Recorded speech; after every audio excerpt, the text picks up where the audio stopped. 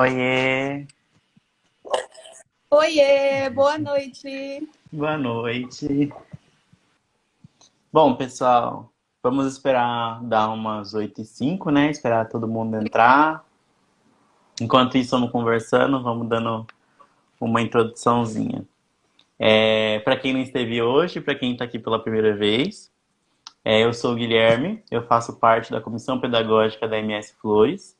Esse é um projetinho que a nossa comissão está fazendo, então vai ser de segunda até quarta-feira, várias lives, às 8 horas, sempre com temas diversificados, né? Hoje a gente vai falar sobre amamentação. Ah, é Ai, ontem foi verdade. tão bonito. Você Ai, ontem foi tão gostou? legal. Gente, eu não dei conta de não assistir as 2 horas, entendeu? Eu falei, não, eu vou assistir só um pouquinho aqui e vou. Que delícia. Muito legal. Que bom. Espero que hoje também seja muito gostoso, que as pessoas gostem da nossa live de hoje também. Ai, eu sou suspeita para falar. É o que eu disse para você hoje mais cedo. É a amamentação, é a menina dos olhos, assim. É isso, né? Acho que de apresentação é isso. Então, E para eu quem sou não a tá. Nathalie. Exatamente. O meu nome é Nathalie Tinoco, eu sou terapeuta floral, sou conselheira em amamentação, sou mãe de 2 garotinhos lindos, o Kenzo e o Code, que me fizeram não só mãe, mas também uma pessoa muito melhor. Eu sou terapeuta floral desde 2015, finalzinho de 2015, e conselheira em amamentação desde 2016. E eu literalmente mudei de vida com a maternidade. Então foi a maternidade quem me trouxe a necessidade de ser diferente, a necessidade de ser um ser humano melhor. E aí aparece a terapia floral com a Paty. A Paty foi minha primeira terapeuta floral, foi minha professora de florais, minha orientadora e me impulsionou muito para que eu trabalhasse com amamentação. E é muito louco sobre amamentação, porque eu recebi muita ajuda, né? Durante o meu primeiro processo de amamentação foi doloroso, foi difícil, foi custoso, mas eu não tinha uma outra alternativa. Na minha cabeça não existia outra fonte de alimento que não fosse o peito. Radical Uhum. ou não, era o que eu dava conta, né?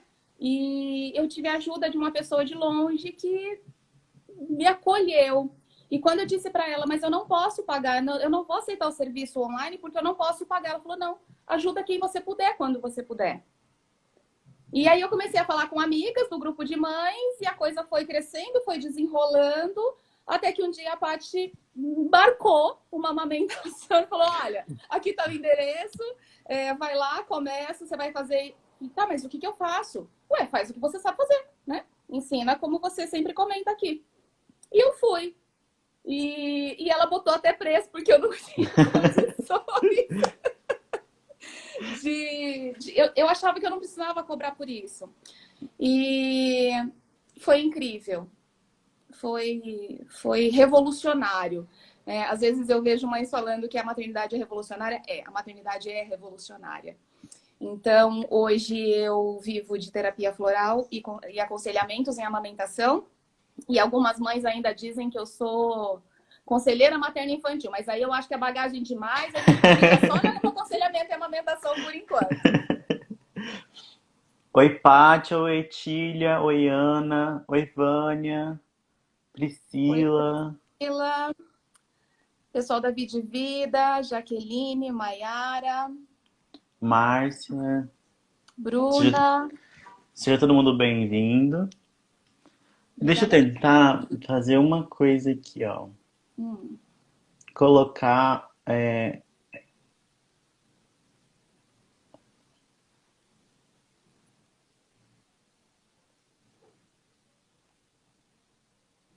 Aí. Nando, tudo bem? Márcia. Então, galera, Então vamos lá.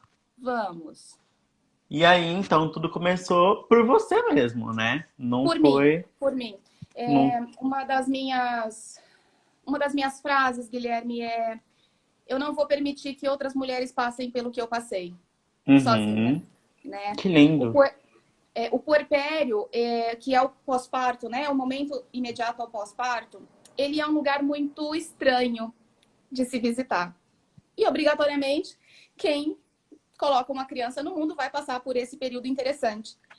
E é um momento de muitas descobertas, expectativas, romantizações, tristezas, angústias, ansiedades. E essas últimas, naturalmente, elas não são colocadas para que a gente aprenda. Né? Eu acho muito bacana que nós tenhamos, por exemplo, na nossa cidade, cursos de casal grávido, cursos de maternidade, banhos no bebê, amamentação. Mas é muito difícil ensinar a amamentar alguém que não está com uma criança ao colo. É muito difícil falar sobre posicionamento, sobre sensações com alguém que nunca experienciou isso. Nós temos uma dificuldade muito grande, e eu diria até que do último século, porque a gente não participa mais das mulheres parindo da família, né? Então, eu tenho 2 irmãs mais novas que eu. Elas têm a vida dela, né? Elas têm as vidas delas e elas não participaram do meu puerpério. Olhando para a antiguidade, uma mulher tinha um bebê, todas as mulheres da família se juntavam, iam cuidar dessa mulher, consequentemente, as mais jovens aprendiam o que as mais velhas estavam ensinando para essa puérpera. Hoje nós não temos isso. Nós modernizamos, né? Nós gostamos da facilidade, nós procuramos a facilidade, porque precisa ser rápido. Então, a amamentação deixou de ser fisiológica. Ela não é mais um ato natural, né? Então, o que a gente aprende culturalmente de filmes, de novelas ou de alguém, a blogueira do momento, é aquele momento em que a mulher chega em casa com a criança no colo, envolta em manta, né? Coisa mais linda, aquela pele de peixe, que eu não sei quem é que sai da maternidade daquele jeito. Eu saio amarela, né? E coloca o seio e o bebê mama. Gui, eu já vi bebês fazerem isso. Mas se eu for fazer um cálculo, é menos de 1. Né? É raro. E eu costumo dizer que cada filho tem a mãe que escolheu e sabe muito bem a mãe que teve. Sim. Né? Então, mas é muito difícil que a gente faça naturalmente. Então, precisa, sim, de alguém que nos ampare, de alguém que nos acolha, de alguém que, não que nos conduza, mas que pegue na nossa mão e fale, tá, olha, o caminho é esse aqui, como é que você quer fazê-lo? Porque a mãe, a avó, a tia mais velha, a irmã mais velha, as mulheres que têm experiência com isso, elas tiveram a experiência dela. Né? Então, cada uma com seu conteúdo interno, com seu momento naquele puerpério, vivenciou de uma forma. Eu vou vivenciar de outra. E isso em vários momentos, tá? Eu tenho 2 filhos, cada um foi um momento completamente diferente do outro. Então, o primeiro filho é difícil, o segundo filho pode ser difícil, o terceiro filho pode ser mais difícil ainda. Então, eu sempre digo para as mães que são mães pela segunda ou terceira vezes, né?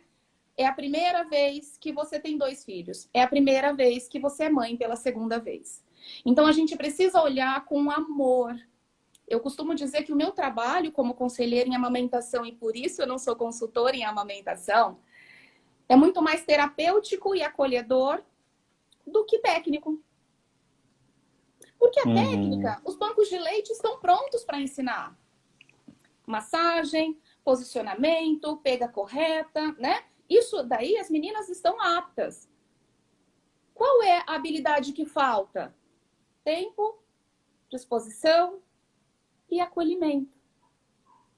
É uma demanda, né? Então eu tenho lá, numa enfermaria de SUS, por exemplo, numa enfermaria, pelo menos 6 camas, 6 mulheres. E eu tenho, às vezes, 2, 3 profissionais para lidar com todas essas mulheres. Então, é impossível que essas mulheres que estão ali atendendo essa demanda consigam se doar na proporção que a gente vai fazer esse atendimento em casa. Então, como é que eu gosto de atender? Seria o mundo perfeito, tá? A gente está falando do meu sonho de consumo. É conhecer essa mulher gestando, conversarmos sobre as desmistificações, a gente vai falar um pouquinho mais pra frente. Eu gosto de dar dicas do que não precisa comprar. Tá? Porque existe um mercado, Guilherme, tem aí de pomada cicatrizante a bico de silicone de diversos tamanhos. Nossa. E a gente não precisa de nada disso. A gente precisa de orientação, a gente precisa de, primeiro, estudar, orientação, acolhimento e paz de espírito, gente. É paz. Né? Eu brinco com as pacientes que gestam lá no consultório, que quando elas engravidam, elas ganham um par de óculos cor-de-rosa. Então, sai dessa coisa de ficar assistindo filme violento, sai dessa coisa de ficar vendo notícia ruim. Vai nutrir seu filho de coisas boas, né? Vai viver, vai aproveitar sua gestação, vai curtir sua família. E quando essa mulher ela pariu ou passou pela cesárea, ela vai precisar de estrutura. Então, ela precisa de rede de apoio, que pode ser presente ou não. E é muito importante que esse momento seja respeitado. Né? No meu primeiro puerpério, eu quis ficar somente eu, o meu bebê e o pai. E foi ótimo. Eu posso dizer para você que nós tivemos momentos de aprendizados que nós não teríamos se tivesse alguém aqui fazendo por nós. Já no meu segundo, eu precisava de mais 2 braços, porque eu tinha uma criancinha, né, que corria e tal. E aí veio minha irmã em algumas noites, veio a minha sogra em outras noites, veio... Então, assim, houve uma movimentação. Mas eu também permiti que isso acontecesse e era confortável para mim naquele momento. Então, a gente precisa saber como é que essa mulher, essa família, está se preparando para esse momento pós-parto. Uma pergunta que é muito comum é, Nath, eu preciso do que para amamentar? Eu preciso de uma poltrona especial, eu preciso de almofada. Gui, tudo isso é pra gente. Né? Não é pro bebê e não é necessário? Não, mas não é principal, não é primordial. A gente pode amamentar sentada no sofá, sentada numa cadeira que tem um mínimo de conforto, recostada na cama com os travesseiros. Mas a gente precisa estar disposta. Nath, uma fala que você falou que eu achei muito legal, até acho que por questão das mídias, nós também, né? Isso também está impulsionando muito, que você falou da amamentação natural. Esse movimento do parto natural, da amamentação natural, tá voltando a ficar mais forte, né? Tá voltando a ter esse contato maior com os ciclos mesmo, com o tempo nosso, né? E pensar nessa questão de naturalizar também traz muito mais facilidades para a nossa vida. Vamos lá. Quando a gente tem um bebê que toma mamadeira, que toma fórmula, a gente precisa de pelo menos 2 mamadeiras. Tá bom? Para ser simples na madrugada, por exemplo, ou para tem só o pai e a mãe cuidando. Aí você precisa de água filtrada ou fervida. Não precisa ser morna necessariamente, tá, gente? A gente mora numa das capitais mais quentes do país, então não precisa ser aguinha morna, porque o leite não sai morno, tá? Ele sai em temperatura ambiente. Aí a gente precisa de um esterilizador ou de panelinha para esterilizar. A gente precisa, para quando for sair, uma térmicazinha para colocar essa água, para ela ficar numa temperatura agradável. E a gente precisa de fórmula, né? Tem um custo também. E aí, quando a gente está aleitando exclusivo ao seio, você precisa do peito. Então, onde quer que você esteja, você tira o peito. Ai, Nath, você está querendo dizer, então, que quem dá fórmula é mais fácil... você está querendo dizer que é mais fácil dar o peito e que, por isso, as pessoas deveriam só dar leite materno? Não, não é só por isso. Se você quiser, eu fico aqui e rezo um rosário com você de motivos para aleitar. Então, por que é tão importante leite materno? Tá? E talvez eu seja uma das maiores defensoras desse líquido sagrado. Vamos lá. Imagina que você vai para um restaurante e lá está escrito que é self-service VIP. Você passa no scanner e passa por esse scanner e chega lá para pegar o seu prato, e o seu prato, ele está repleto de absolutamente todos os nutrientes, vitaminas e sais minerais adequados à sua necessidade no momento em que você passou pelo scanner. É isso que o seio materno proporciona para o bebê, quando ele coloca a boca no mamilo da mãe. Então, quando o bebê abocanha, as papilas gustativas informam para a mucosa do seio, que leva através dos receptores ao cérebro a informação de que tipo de leite precisa sair. Uau! É mágico, é mágico. Tanto é que eu explico para as mães que nesse aspecto a gente não fala de leite anterior e leite posterior, leite magro e leite gordo, tá? Uhum.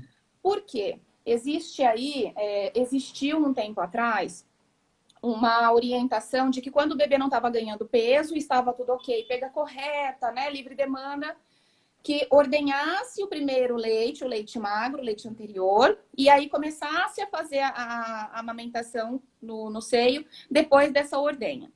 Mas isso a gente só pode falar quando está falando de ordenha, seja manual ou seja mecânica. Quando eu tenho um bebê sugando, é a necessidade dele. Então, se esse bebê naquele momento tá precisando de gordura, vai vir um leite gordo de 1 minuto e meio a 2 minutos depois que ele começou a sugar. Se tá com sede, se a boquinha tá muito seca, vai vir um leitinho um pouquinho mais fininho, mais aguadinho, porque ele tá precisando matar essa sede. E depois vem o leite com mais caloria. Uhum. Então, a Muito natureza, interessante. ela é incrível. Ela faz exatamente o que é necessário. Uma outra questão é: bebês têm portes diferentes. Eu e você somos iguais? Não. Mesmo que fôssemos gêmeos, seríamos iguais? Poderíamos sermos iguais na nossa composição física. Mas será Uhum. que as nossas necessidades nutricionais seriam iguais? Não. Então, cada ser humano é único, inclusive desde o nascimento. Então, cada um tem um ganho de peso adequado à sua necessidade. E aí, Gui, vem aí uma necessidade do povo ganhar 27 gramas por dia de recém-nascido depois de uma semana. Gui, eu acho que esse é um dos maiores pecados que a gente pode cometer com uma família recém-parida e de primeira viagem. De pressão, né? Né?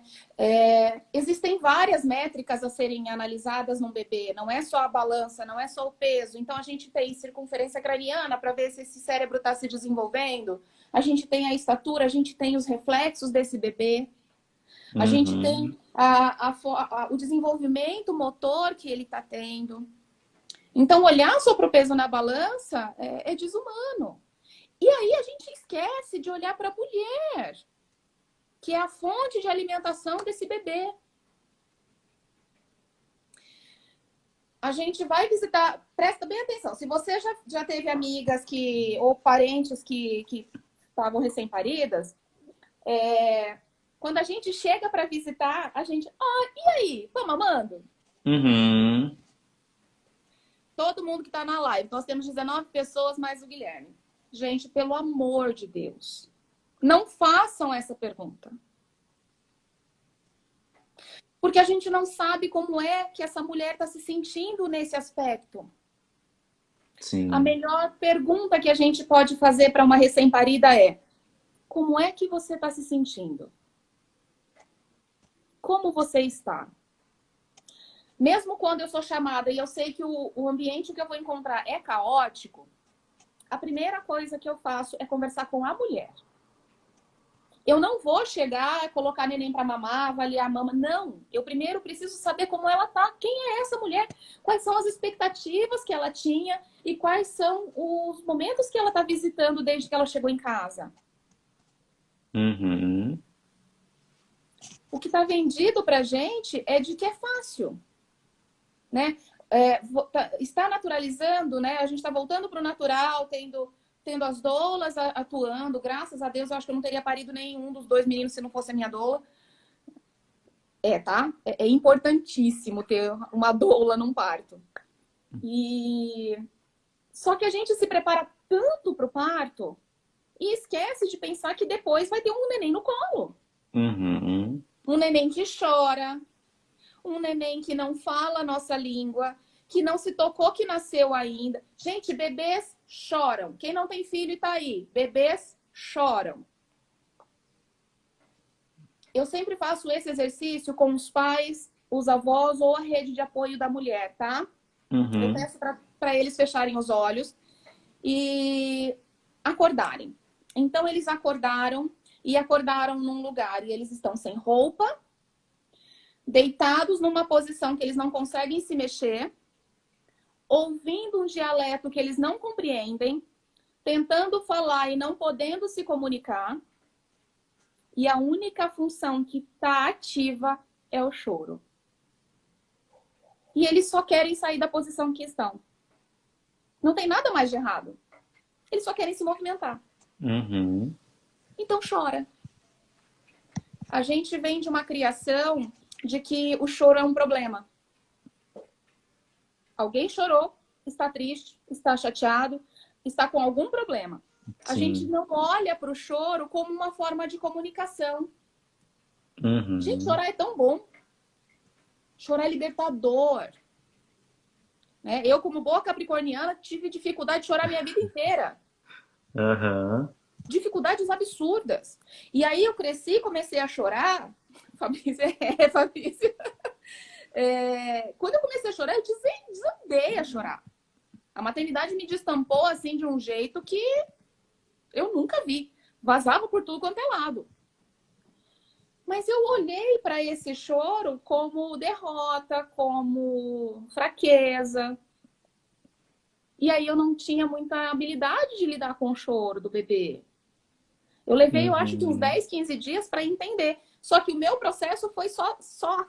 Eu não tive ninguém que virasse para mim e falasse: calma, tá tudo bem. Ele tá chorando só porque ele quer um colo. Foi você que começou a traduzir os Fui choros, eu que né? comecei a traduzir, porque eu parti do princípio exatamente de que ele não sabia o que era isso que estava acontecendo aqui fora. E eu sempre tenho essa conversa com os bebês. Gente, bebê entende tudo que a gente fala, tá?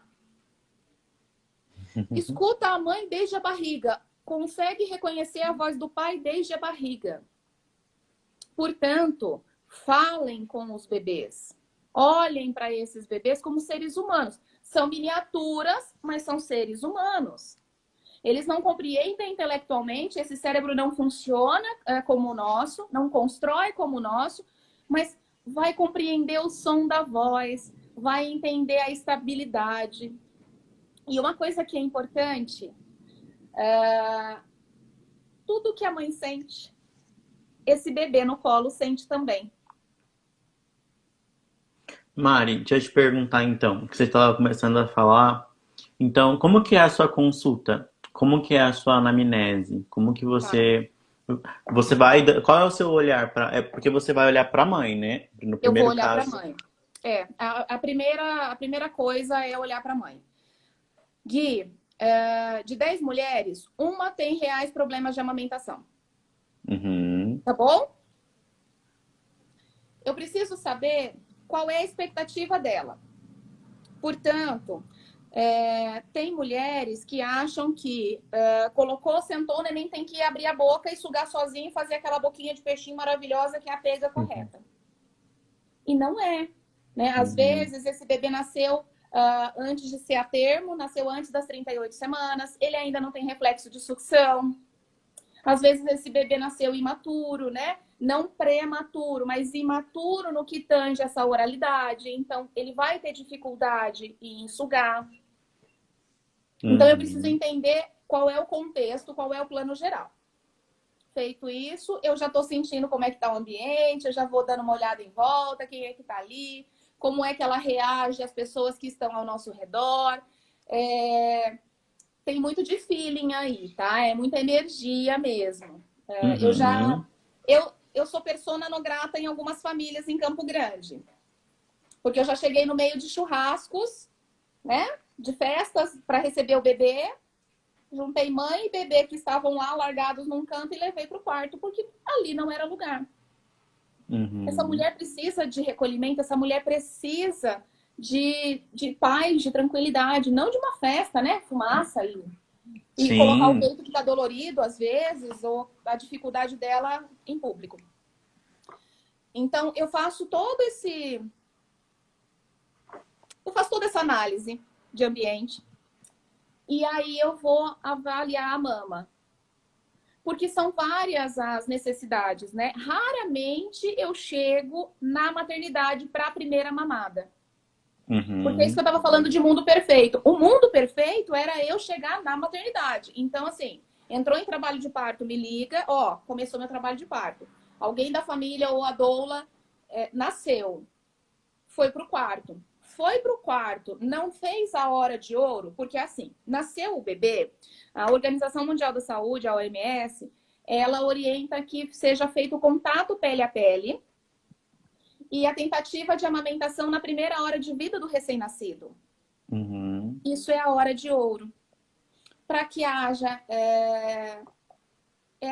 esse reconhecimento de mãe e filho, tá?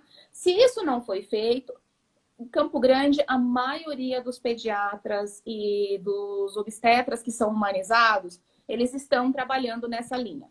Ainda temos profissionais que não fazem isso, tá? Então, não mamou na primeira hora, não, né? Então foi direto para o quarto. Seria o ideal que eu chegasse lá nesse momento, seja para pós-parto normal, seja para cesárea. E cesárea tem um detalhe. Na cesárea, a mulher ela não pode se levantar, então ela fica em decúbito dorsal, ela fica de barriga para cima por 6 horas no mínimo. Uhum. Ela não pode erguer a cabeça. E aí é que o bicho pega. Nossa. Às vezes ela tá só com o marido, às vezes ela tá com a mãe. Mas essas pessoas, se não tiverem tido orientação, ou se não tiverem a experiência, só vão colocar o neném ali com a boca virada para o seio e vai deixar mamar. Uhum. E aí, se é um bebê que tem uma gana, que suga com habilidade, mas que suga só o mamilo, vai machucar. E aí, se eu chego um pouquinho depois, já tem fissura, já tem dor, já tem desespero, já tem a vontade de parar, porque isso vai doer. Quantas vezes eu cheguei em alguma casa e a instabilidade emocional da mãe estava tão grande, mas tão grande, que quando o neném chorava, ela chorava junto. Nossa. Porque ela sabia que ia doer, Uhum. entendeu?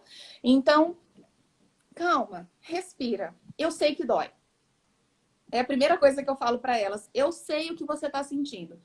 E aí eu faço a palpação da mama, porque se eu chego num momento em que não fez a pojadura, não desceu o leite propriamente dito, porque o bebê nasce, desculpa, primeiro vem o colostro. E esse colostro, ele pode ficar até 7 dias, de 5 a 7 dias. E ele pode Uhum. ficar somente 2, 3 dias. Isso vai depender de como sugou esse bebê, de como está essa mãe, de quanto tempo tem esse bebê por conta do tamanho do estômago do bebê. Gente, colostro sai de gotinha em gotinha. Você não vai apertar o seio e vai fazer um chuveirinho com colostro. Uhum. Mas eu preciso saber como está essa mama, né? Então eu faço a palpação. Normalmente os alvéolos, né, já estão ali em preparo, eles estão gordinhos, né? Então a gente consegue fazer isso na palpação. Eu peço licença, eu falo, olha, eu vou fazer um movimento assim. Se doer, me avisa. Eu vou fazer de uma forma que não te machuque. E aí, se ela já tá engurgitada, porque fez a pojadura, o neném não tá mamando direito, o seio tá muito cheio, eu venho com toda a calma do mundo, fazendo um movimento de massagem, sem apertar, só fazendo aquela pressão suave para que a gente consiga diminuir o endurecimento, melhorar a flexibilidade da auréola e do mamilo, que é o que o bebê precisa para mamar, tá? Uhum. E aí eu pergunto se eu posso colocar o neném para mamar. Eu já ouvi não, eu não consigo agora. E o neném tá se esgoelando. Uhum. Tudo bem. O que é que você quer fazer? Quero devolver. Pode devolver? Olha, agora não vai dar. Mas a gente pode tentar ordenhar e dar um pouquinho no copinho para o neném se acalmar. E aí a gente ordenha manual com mais calma. E quando você estiver pronto, a gente coloca para mamar. Tudo bem? Mas isso precisa Entendi. ser feito com amor. Isso não pode ser feito com pressa. Quando eu marco uma amamentação, Gui, eu desmarco tudo. Se é durante o dia, eu aviso a minha rede de apoio de casa. Se é à noite, eu vejo com o pai das crianças se ele pode ficar. Se é fim de semana e é o meu fim de semana com as crianças, eu procuro uma rede de apoio. Porque essa visita, ela vai durar no mínimo 1h30. Uhum. É impossível fazer... Tá. Não é possível fazer um atendimento adequado de uma mãe que está em desespero com menos de 1h30. Já fiz atendimento de 1 hora, 50 minutos? Já. Mas era só aquele ajuste que faltava? Uhum. Só a Não pecinha tinha. ali que. Só faltava um. Olha, é de cima para baixo para você usar de alavanca e colocar na boca do neném. Aham. Né? Tem uns pulos do gato. Tem umas técnicazinhas assim que são só de detalhes. Uhum. E aí eu quero falar um pouquinho sobre bicos artificiais. A gente falou lá daquelas coisas que são desnecessárias, né, no enxoval. Sim. Uma delas é o bico de silicone. Se tiver alguém do banco de leite aqui, agora, eles vão brigar muito comigo. Tá tudo bem, tá, gente? Eu não levo pro lado pessoal, não. Existe uma orientação. Uma não. Eu já recebi cliente de amamentação que foi orientada pelo banco de leite a comprar bico de silicone porque não tinha bico no seio. Hum. Vamos lá. Anatomicamente, o que a gente conhece de seio é um volume com uma auréola e um biquinho, não é? Uhum. Nem todo mundo tem a mesma anatomia. Então, nós Sim. temos bicos protusos, bicos planos e bicos invertidos. Alguma dessas mulheres não vai conseguir amamentar? Todas vão, né? Todas vão. Porque o bebê, a Vânia está perguntando aqui, a importância de preparar o seio antes do bebê nascer é imprescindível. Vanitia, não precisa preparar o seio, tem que preparar a cabeça e as emoções. Antigamente, orientava-se a passar buchinha no mamilo Uhum. para endurecer, né? Não Para ia deixar a pele mais machucar, grossa. Obrigada, Senhor. né? Gente, sensibiliza. Não pode passar nada. Tanto que quando a mulher me pergunta, mas eu posso passar hidratante porque tá descamando. Uhum. Existe uma preparação do corpo naturalmente para que essa pele se modifique também. A maioria das mulheres morenas, tá? Eu sou morena, eu sou, né, cabelo preto, então tô no grupo das morenas. Ela vai fazer, o cérebro vai excretar melanina em algumas regiões do corpo para que isso fique mais rijo, a pele fique um pouco mais endurecida. Então, o mamilo muda de cor, ele fica escuro. E aí ele vai fazer uma camadinha de pele e depois começa a descamar. A Uhum. única coisa que eu peço, não puxe a pelezinha que sair. Deixa que ela vai sair naturalmente, tá? Outra indicação era tomar sol. Gente, tomar sol é imprescindível para qualquer ser humano em qualquer fase da vida para absorção de vitamina D, Sim. tá? Em excesso vai fazer mal. Uhum. Por quê? Já não é uma pele que vai ser sensibilizada depois? Eu falo sempre para as mulheres e para os maridos. Gente, esse peito nunca serviu para nada, a não ser ficar bonito dentro do sutiã. De repente começa a ser sugado, mastigado, né? Puxado Uhum. de hora em hora, às vezes. Então, ele vai ter uma sensibilização, mesmo com a pega correta, Gui. É natural que a mulher, assim que o bebê pega, mesmo que corretamente, ela sinta Um Uhum. trancozinho, sabe? Um desconforto. Mas esse desconforto precisa passar depois da quarta, quinta sugada do neném. Entendi.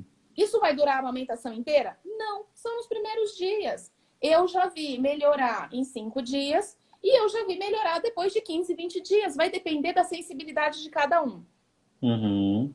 Porque é bem tá? a questão de sentir o puxar, né? É esse momento, é o início disso, né? É o apertamento que acontece, né? Então, seio, Uhum. boca do bebê. Não é desse tamanhão, mas é a boca do bebê.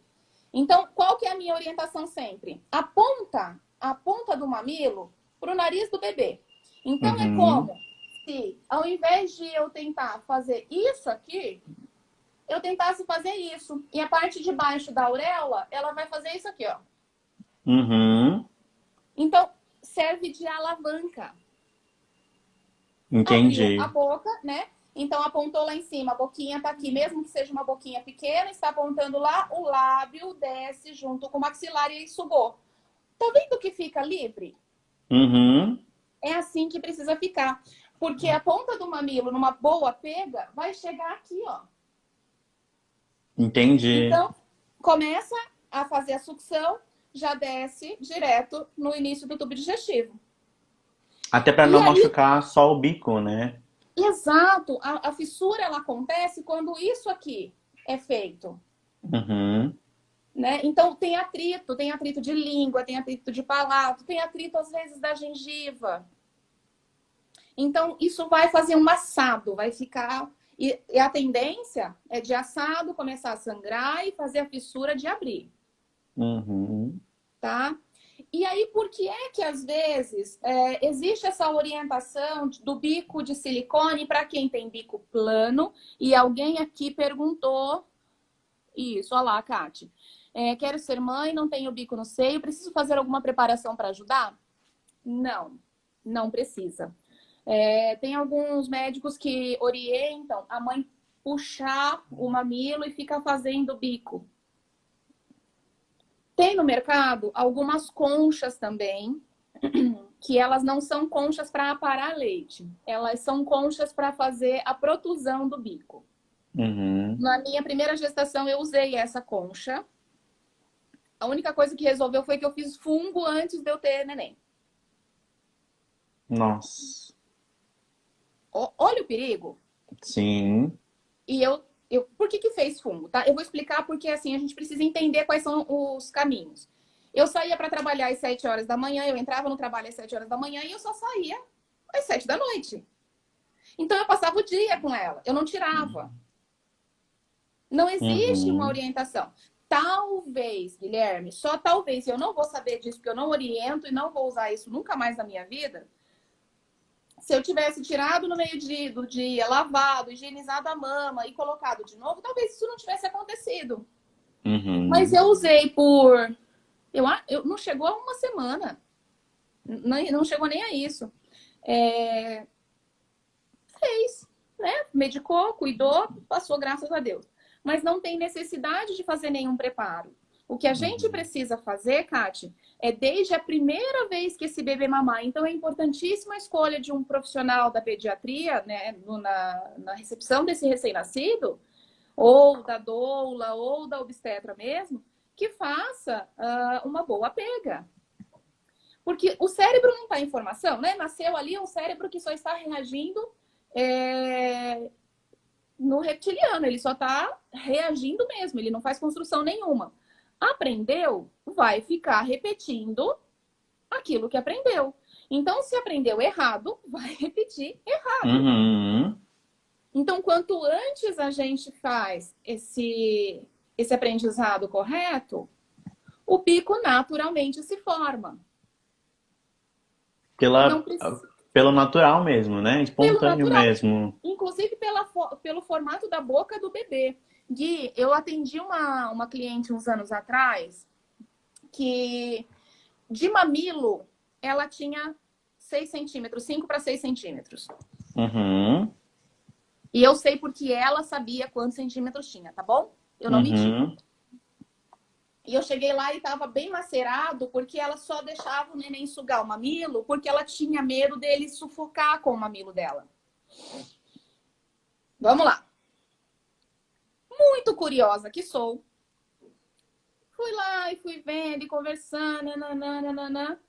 Eu abri a boquinha dele. Eu sempre dou uma olhadinha no freio, né? Na linguinha embaixo, para ver se essa linguinha ela faz o movimento de vir e sugar.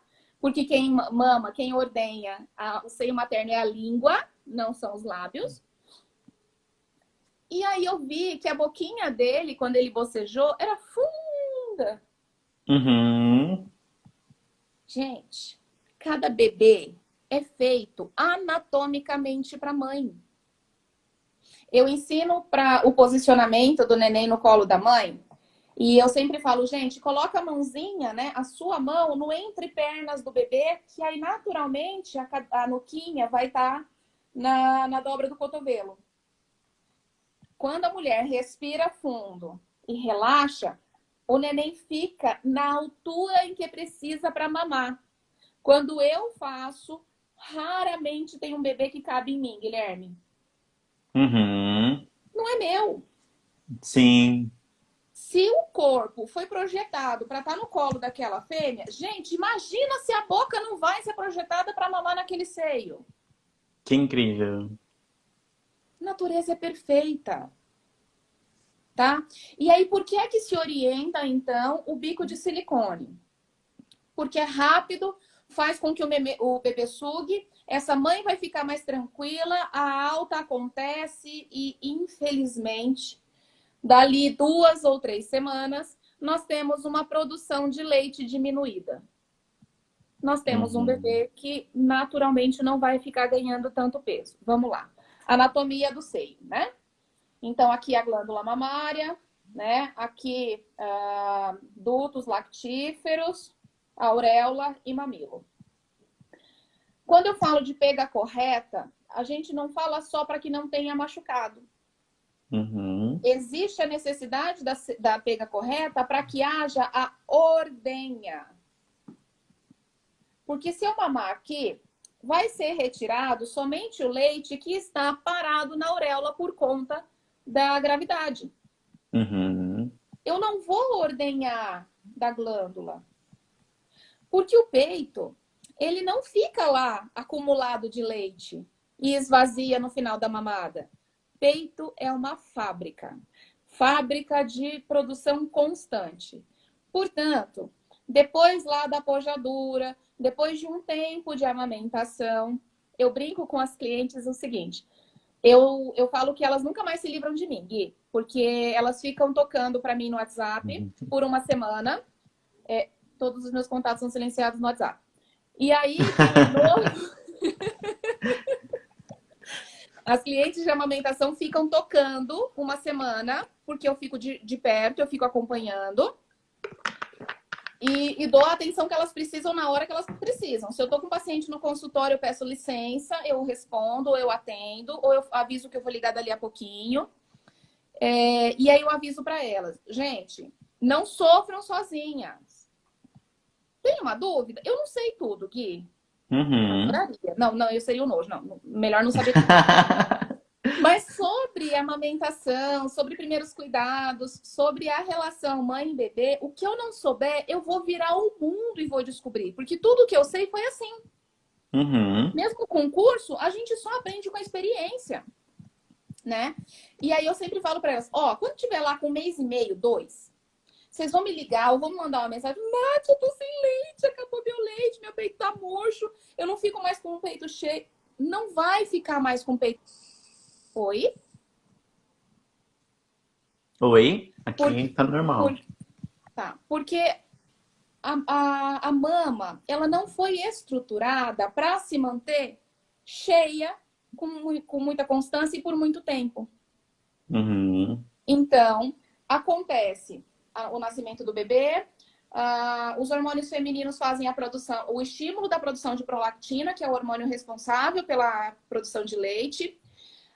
Depois do período de colostro, vem a apojadura, que é essa descida do leite, que as mulheres ficam com aquele, né? E com o Uhum. tempo, o cérebro vai entendendo qual é a demanda. Por que é que a gente fica com o seio tão cheio? Porque o cérebro não sabe quantos bebês temos para amamentar. Alguém falou aqui que tem gêmeos na família. Uma mulher com 2 ou 3 bebês consegue manter a amamentação exclusiva sim. 3 bebês eu nunca atendi, tá? Uhum. Eu nunca fui chamada, eu não tenho essa experiência. Mas 2 bebês, eu tive alguns casos. Tenho só 3 casos de amamentação exclusiva e pelo tempo indicado pela OMS, né? Que são os 2 anos ou mais. Mas é possível. Por quê? O cérebro manda leite, porque temos 2 mamas, então manda para as 2 mamas um absurdo de leite, porque a gente tem que manter a sobrevivência da prole. Uhum. Com a livre demanda, que é amamentar quando o bebê solicita. Quando que o neném solicita se ele não sabe falar? Primeiro, ele se mexe. Ele acorda. Segundo, ele começa a procurar. E todo mundo que tem bebê ou já acompanhou o bebê recém-nascido percebe uma coisa. Sempre que tem alguma coisa nessa região do bebê, ele faz assim, ó. Mesmo que não tenha fome, Hum. tá? Uhum. Mesmo que não tenha fome. Quando ele tem fome, ele vai fazer assim e vai sugar. Segundo sinal de fome, então, é ficar procurando. E naturalmente ele vai estar com as mãozinhas assim, né? Porque ele nem adora estar assim com as mãozinhas. E aí vai começar a sugar as mãos e vai comer as mãos e não foi atendido. Terceiro sinal de fome, choro. Uhum. Então eu sempre brinco com todo mundo que, como bom, como boa pessoa que gosta de comer bem, eu não saio sem um lanchinho na bolsa, tá? Eu não sou um ser humano se eu estiver com fome. Portanto, se eu estiver com muita fome, eu vou ficar irritada, eu vou ficar. Vou comer direito Sim. a hora que eu servir o prato? Não. Bebês são a mesma coisa, gente. Se a gente vai alimentar o bebê depois que ele estiver irritado, estressado, vai ser mais difícil. Então eu sempre Uhum. falo, gente, ó, o neném acordou, você viu que começou a fazer uns barulhinhos? Já vai lá, pega o bebê, vê se tem fralda para trocar, né? Vê se tem algo para fazer, senta, se prepara. Se a mama estiver muito cheia, faça a massagem, amacia a auréola. Tem vídeo, tá, gente? Quem tiver aí, quiser, eu vou tentar passar pro meu feed o vídeo que foi feito, inclusive, com o pessoal aqui do HU. É um vídeo incrível, Uhum. com a massagem de Mori. Precisou massagear, faça. Aí já põe o neném. Não espera a criaturinha virar um gremlin, gente. Porque Nath, aí não é mais uma pessoa, é um polvo, né? se eles não estão com fome, eles vão sugar da mesma maneira ou eles podem rejeitar? Mais ou menos? Vai depender muito do bebê, vai depender muito da personalidade. Mas o que acontece? Que sugar é prazeroso. Uhum. Sugar traz estrutura neurológica. Então, quando eu me sinto amedrontado, desamparado, angustiado, além de estar com fome, eu vou procurar sugar. O meu ponto de equilíbrio quando bebê é a minha mãe, é o seio materno. Uhum. Então, o seio, ele vai servir para absolutamente tudo. Ele vai Entendi. resolver todos os problemas de um recém-nascido. Ah, Nath, mas você está falando aí de uma mulher que pode ficar à disposição do bebê. De uma mulher que pode ficar lá com as tetas de fora e amamentar sempre que for possível, sempre que for solicitada. Gente, é isso que é colocar a gente no mundo. É estar Uhum. disponível. Sim. Então, pelo amor de Deus, antes de engravidar, pensem se vocês têm essa disponibilidade. Já tem esse planejamento, né? Tem que ter. Né? Eu tô falando aqui, eu tive um segundo filho, e aí eu já tinha o primeiro, eu estruturei uma rede de apoio para que eu pudesse atender a demanda dos dois e pudesse amamentar o menor. Uhum. É Nath, necessário. Nath, só deixa eu avisar o pessoal da live. A gente tá com 52 minutos já. A live ela fica aberta Meu por uma Deus. hora, por uma hora só. Então, o que que vai acontecer? Daqui a pouco, daqui a 8 minutos, a live fecha automaticamente. Não se desesperem. Quem tá assistindo a gente, eu vou gravar essa live, eu vou abrir uma segunda live e a gente volta a conversar. O papo não Tá. acabou, a live vai continuar. Ninguém se desespera, tá? Daqui a pouco a gente volta. Mas então, Paty, Paty, ó. Nath, Então, Nath, é, existe um preparo? Tem como a gente falar, tipo assim, vamos se preparar para se preparar para tudo isso? tem. Tem. Tenha bons profissionais acompanhando a sua gestação. Tenha Uhum, bons profissionais na recepção desse bebê. Se possível, tenha uma consultora de amamentação, uma conselheira de amamentação, ou tenha próximo alguém que você confie e que tenha experiências positivas com a amamentação. uhum, Por quê? Experiência com a amamentação, todas as mulheres ou quase todas as mulheres que tiveram filhos tiveram. sim, Necessariamente serão positivas? uhum, Então, às vezes, eu pari, a minha mãe não amamentou, eu quero amamentar, a minha mãe não amamentou, a experiência dela de amamentação foi dolorosa e traumática, e é isso que ela vai trazer para o meu puerpério. Mesmo uhum, com a melhor das intenções, mesmo querendo ajudar ao máximo essa filha que é o bebê dela, ela pode trazer a experiência dela para essa filha e aí desanda tudo. uhum. Automático, né? Não é algo que. Porque se a gente está falando de um dos momentos mais frágeis da vida de uma mulher, ela está aberta ela está receptiva a todas as coisas. Uhum, Então, uma fala pode ser muito dolorosa.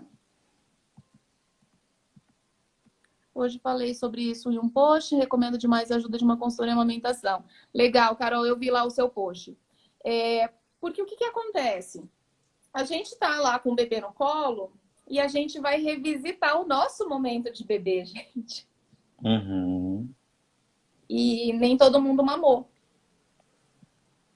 né? Então, precisa ter amparo. Então, o maior preparo que alguém pode ter para ter sucesso na amamentação é se cercar de bons profissionais.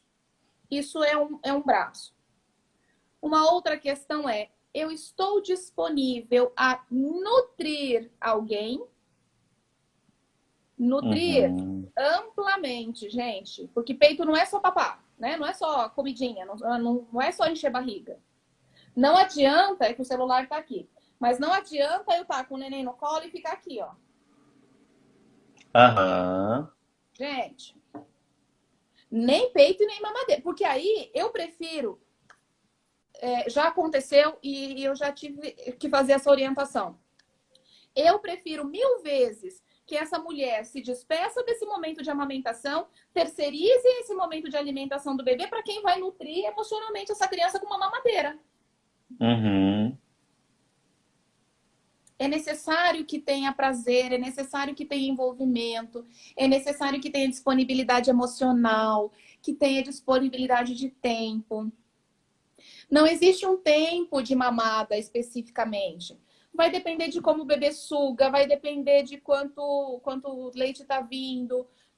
Tem vários fatores, tá? Eu já vi Uhum. neném bom de sugada mamar em 9 minutos, né? De soltar o seio da mãe, aquela cara de nossa, bateu barato.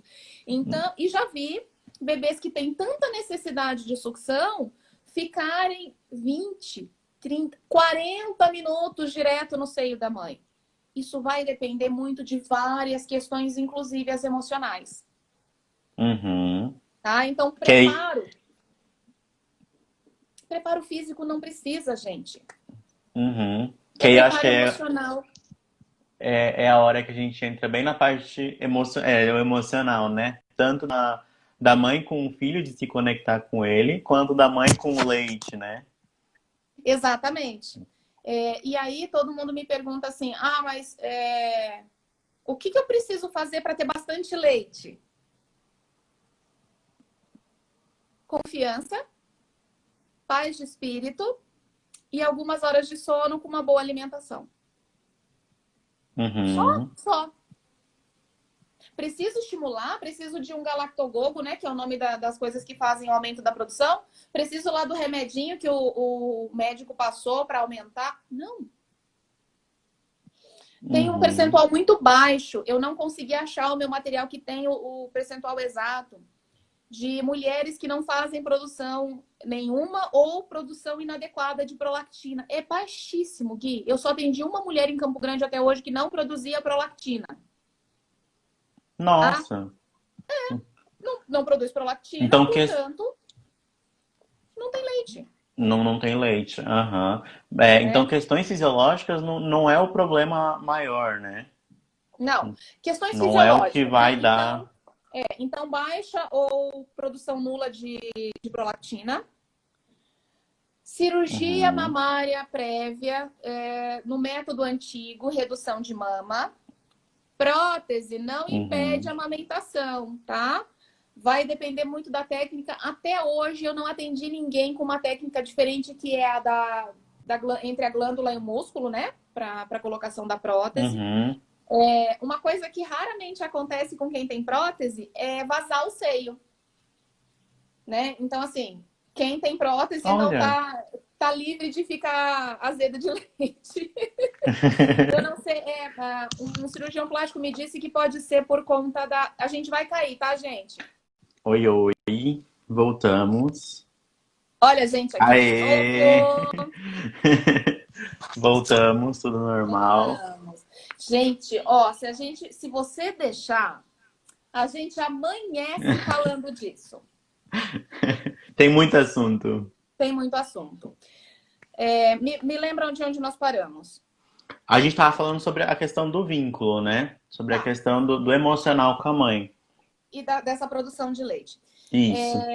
Então, algumas cirurgias de redução de mama antigas faziam a cicatrização dos dutos lactíferos.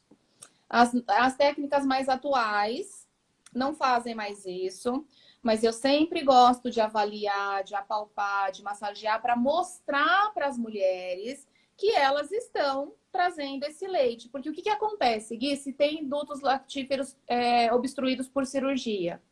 Ela produz, esse leite não tem por onde sair, isso vai inflamar, né? Porque vai ficar Uhum. parado, vai começar a fazer um processo inflamatório e vira mastite. Então, se a gente Uhum. avalia de início, né, logo de cara, que realmente não está saindo, aí eu encaminho direto ou para o obstetra ou para o mastologista. Eu gosto de mandar para o mastologista, tá? Eu acho que a gente tem especialidades específicas exatamente para que a gente não precise ficar passando de um para outro. Uhum. E aí a gente vai ver a melhor conduta. Porque o que acontece? Às vezes, é uma questão só de fazer a supressão ideal para que saia, né? Para que rompa alguns dutos. Aham. E o profissional é que vai fazer, o profissional da área da cirurgia que vai poder fazer isso de melhor forma. Vai fazer um ultrassom, enfim, vai poder aí dar um andamento melhor. E aí eu entro depois de novo. Eu já enfiei mulher dentro do carro e levei pro meu mastologista. Eu já enfiei mulher dentro do carro e levei pro ginecologista dela. Aqui a gente faz de tudo que é possível, tá? Então, Mas as então, questões fisiológicas são bem pequenas, né? e dentro São da três. que eu tô me lembrando agora, É. sim, tá? Mas o que mais pega na questão da amamentação, na questão da nutrição, é a estabilidade ou a instabilidade emocional, Uhum. a falta de poder pessoal, a falta de confiança. Oi, você quer participar também? A falta de confiança, né? Então, quando eu estou falando de às vezes ter por perto uma rede de apoio que às vezes não teve boas experiências em amamentação, é exatamente sobre isso, né? Então, alguém que está escutando o neném chorar, porque às vezes é um bebê que tem alguma patologia, né? Então, ele não está chorando só de fome, ele não está chorando só de desconforto. Já foram tomadas todas as providências que seriam possíveis naquele contexto. E o bebê continua chorando, a gente precisa avaliar alguma patologia. Pode ser refluxo, pode ser uma alergia, pode ser uma dor específica, pode ser algo que aí só um médico vai ser capaz de avaliar. Uhum. Mas quando isso está acontecendo e alguém diz lá, esse neném está com fome, dá uma mamadeira. O seu leite está fraco. Gente, não existe leite fraco. Lá no início da nossa conversa, eu contei que colocou a boca no seio, papilas gustativas informam para a mucosa, que levam para o cérebro a informação de que leite precisa. Gente, como é que o leite vai ser fraco? Fosse assim, as mulheres da África não conseguiriam manter os seus filhos vivos. Uhum. O que acontece? Quer dizer, então, que quando eu começo a amamentar, eu preciso comer para além da conta, eu preciso me alimentar melhor? Não. Vamos lá. Primeiro que nem gestando a gente come por 2, tá, gente? Uhum. A gente come adequadamente, se alimenta adequadamente. Fernandinha vai falar aí essa semana sobre autocuidado, vai falar sobre, né, uma boa relação com a alimentação. Mas Sim. no pós-parto, nós precisamos ter uma alimentação saudável. Uhum. Exceto histórico de alergia familiar e ponderação, a gente não tem motivo de excluir algum alimento da rotina dessa mulher no pós-parto para amamentação. A Pamela está falando que concordo com você que é preciso estar disposta e disponível para amamentar, mas temos que tomar cuidado para não romantizar a amamentação. Amamentar também é um ato de responsabilidade, na minha opinião. Eu concordo. Responsabilidade social, né? E responsabilidade com aquele bebê que a gente colocou no mundo. E é uma escolha, gente. Pelo amor de Deus, eu não estou aqui dizendo que somos ou que qualquer mulher que colocou um bebê no mundo é obrigada a amamentar. É uma escolha que precisa ser feita com amor e ponderação, primeiro consigo, depois com o bebê. Porque a pessoa mais importante no binômio mãe-bebê é a mãe. O bebê tem na mãe absolutamente tudo o que ele precisa. A mãe tem a quem? Às vezes nem a própria mãe. Às vezes nem a parceria do marido, parceiro ou parceira. Nem a compreensão, nem esse amparo, nem esse afeto. Portanto, uma mulher que está inteira, que está feliz, que está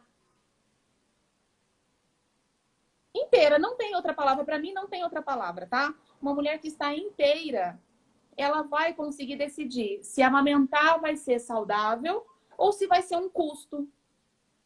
Então, eu sempre pergunto, quando existe um acompanhamento muito longo, Gui, porque assim, eu chego na casa do cliente e eu espero resolver e nunca mais precisar voltar.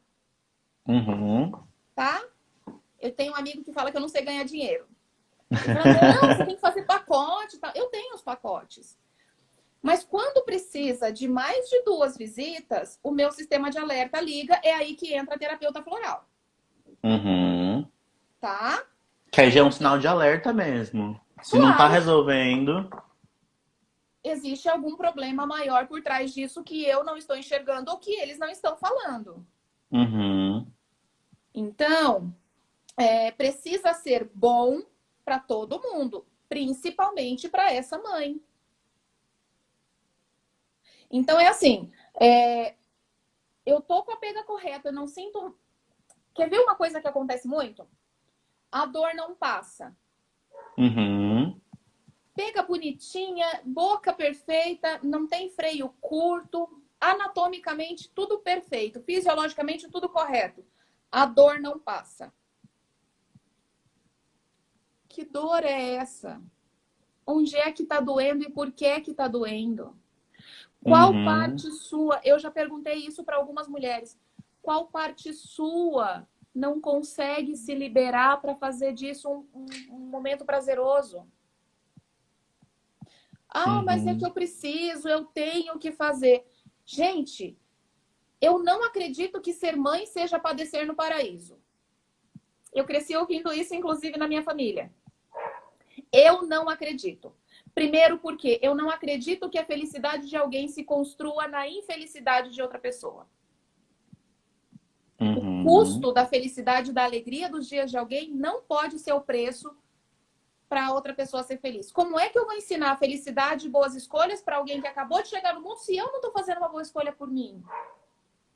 E é o que você disse, né? Depois, quando ela, se for uma menina e se ela foi ter o processo de amamentação dela, de passar o leite, ela vai passar essa tristeza, ela vai passar essas mesmas memórias para outra criança, né?